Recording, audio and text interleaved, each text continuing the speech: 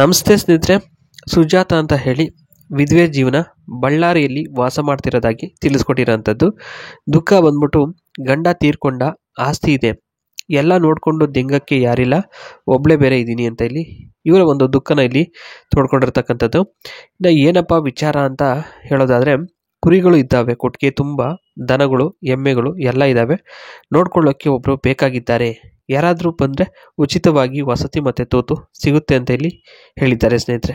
ಅಂದರೆ ದಿನಕ್ಕೆ ಊಟ ಏನು ಮಾಡ್ತೀರೋ ಅದೆಲ್ಲ ಫ್ರೀ ಇರುತ್ತೆ, ಮತ್ತು ಇರೋದಕ್ಕೆ ಜಾಗನೂ ಕೂಡ ಅದರ ವ್ಯವಸ್ಥೆನೂ ಕೂಡ ಇವರು ಮಾಡಿ ಕೊಡ್ತಾರೆ. ಒಂದು ಒಳ್ಳೆಯ ಮನೆಯೇ ಸ್ನೇಹಿತರೆ, ಏನು ಕೊಟ್ಟಿಗೆಲೆ ಏನು ಮಲಗಿಸಲ್ಲ, ಒಂದು ಒಳ್ಳೆಯೇ ಮನೆ ಮಾಡಿ ಕೊಡ್ತಾರೆ ಅಂತ ಇಲ್ಲಿ ಹೇಳಿದ್ದಾರೆ.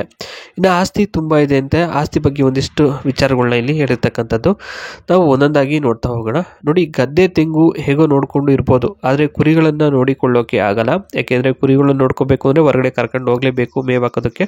ಆ ಒಂದು ಕಾರಣಕ್ಕೋಸ್ಕರ ಹಗಲು ಹೊತ್ತಲ್ಲಿ ತೂತು ಬಿಸಿ ಇರುತ್ತೆ, ಕೊಬ್ಬರಿ ಎಣ್ಣೆ ಹಾಕ್ಕೊಂಡು ನಿಧಾನವಾಗಿ ಉಜ್ಜಿಕೊಂಡು ತಂಪು ಮಾಡಿಕೊಂಡು ಮಲಗ್ತೀನಿ, ಅಂಥ ಒಂದು ಪರಿಸ್ಥಿತಿ ಬಂದಿದೆ ಅಂತ ಇಲ್ಲಿ ಹೇಳ್ತಕ್ಕಂಥದ್ದು.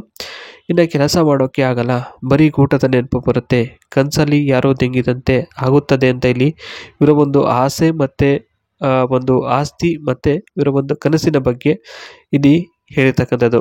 ಇದಿಷ್ಟು ಆಸ್ತಿ ವಿಚಾರಕ್ಕೆ ಸಂಬಂಧಪಟ್ಟಂಥ ಮಾಹಿತಿ ಆಗಿರುತ್ತೆ. ಇನ್ನು ನೆಕ್ಸ್ಟ್ ಬಂದ್ಬಿಟ್ಟು ಅನುಭವದ ಬಗ್ಗೆ ಇಲ್ಲಿ ಹೇಳ್ಕೊಂಡಿರ್ತಕ್ಕಂಥದ್ದು. ಅದರಲ್ಲಿ ಮೊದಲನೇದಾಗಿ ಪೂರ್ತಿ ತೃಪ್ತಿ ಸಿಕ್ಕಿಲ್ಲ ಅಂತ ಕೊರಗು ಇದೆ, ಹಾಗೆ ಅನುಭವನೂ ಕೂಡ ಕಡಿಮೆನೇ ಇದೆ ಅಂತ ಇಲ್ಲಿ ಮೊದಲನೇದಾಗಿ ತಿಳಿಸ್ಕೊಟ್ಟಿದ್ದಾರೆ. ಇನ್ನು ಎರಡನೇದು ಬಂದ್ಬಿಟ್ಟು 1/4 ಗಂಟೆಗೆ ಎದ್ದು ಹೋಗ್ತಾ ಇದ್ದ ಗಂಡ ಚೂಲು ಸರಿಯಾಗಿ ಎದ್ದೇಳಿಸ್ತಾ ಇರಲಿಲ್ಲ, ಹಾಗಾಗಿ ಆಸೆ ಮಾತ್ರ ಬೆಟ್ಟದಷ್ಟು ಇದೆ, ಕೊಟ್ಟರೆ ಗೂಟ ನೇತಾಡುವ ಹಾಗೆ ಬೇಕಾದರೆ ಮಾಡ್ತೀನಿ ಅಂತ ಒಂದು ಇವ್ರಿಗೆ ಅನುಭವ ಇಲ್ಲ ಅಂದ್ರೂ ಕೂಡ ಅದೆಲ್ಲ ಮಾಡಿಕೊಡ್ತಾರೆ. ಓಕೆ, ಇನ್ನು ದಿನ ಎತ್ತಿ ಕೊಡೋದಕ್ಕೆ ಆಗಲ್ಲ, ಆಯಿತಾ, ಅನುಭವ ಇಲ್ಲ, ಬೇರೆ ಅನುಭವ ಆದಮೇಲೆ ಬೇಕಾದರೆ ಹಬ್ಬ ಮಾಡೋಣ ಅಂತ ಇಲ್ಲಿ ಹೇಳ್ತಕ್ಕಂಥದ್ದು. ಇದಿಷ್ಟು ಅನುಭವದ ಬಗ್ಗೆ ಮಾಹಿತಿ ಇರ್ತಕ್ಕಂಥದ್ದು ಸ್ನೇಹಿತರೆ.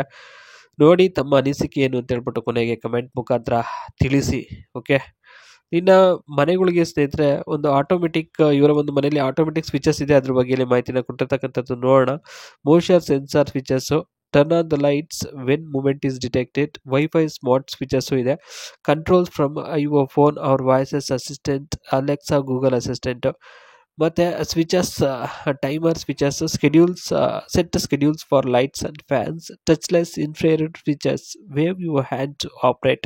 ಸೊ ಇದರ ಸ್ವಿಚಸ್ಸಲ್ಲಿ ಇದು ನಾನಾ ಕೈಂಡ್ಸ್ ಆಫ್ ಸ್ವಿಚಸ್ ಬರುತ್ತೆ ನೋಡ್ಬೋದು. ವೈಫೈ ಸ್ಮಾರ್ಟ್ ಸ್ವಿಚಸ್ ಇದೆ, ಮೋಷನ್ ಸೆನ್ಸರ್ ಸ್ವಿಚಸ್ ಇದೆ, ಟೈಮ್ ಸ್ವಿಚಸ್ಸು, ಟಚ್ಲೆಸ್ ಇನ್ಫ್ರಾರೆಡ್, ಈ ರೀತಿ ಎಲ್ಲ ಇದೆ. ಇದ್ರ ಬೆನಿಫಿಟ್ಸ್ ಏನಪ್ಪ ಅಂದರೆ save electricity, enhance convenience, add a modern and luxury feel to your home, increases ಸೆಕ್ಯೂರಿಟಿನೂ ನೀವು ಹೆಚ್ಚಳ ಮಾಡ್ಕೋಬೋದು, ಇಲ್ಲಿ ಎಲೆಕ್ಟ್ರಿಸಿಟಿನೂ ನೀವು ಉಳಿತಾಯ ಮಾಡ್ಬೋದು. ಈ ರೀತಿಯಾಗಿ ಮಾಡ್ಕೊಂಡು ಹೋಗೋದ್ರಿಂದ ಅನುಕೂಲತೆ ಆಗುತ್ತೆ ಅಂತ ಹೇಳ್ಬೋದು.